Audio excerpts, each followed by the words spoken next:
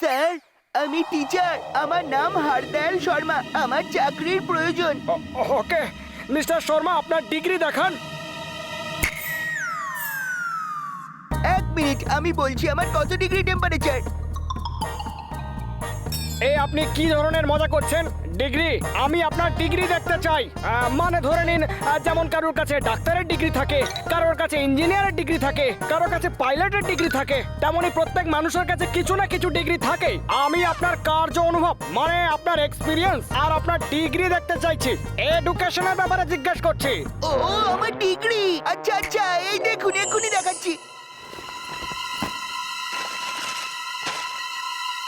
হ্যাঁ, আপনি ডক্টর, আপনি ইঞ্জিনিয়ার, আপনি পাইলটও, ওহো আপনি সায়েন্টিস্টও, business management from America, sculpture, painter, artist, singer, actor, সব কিছু।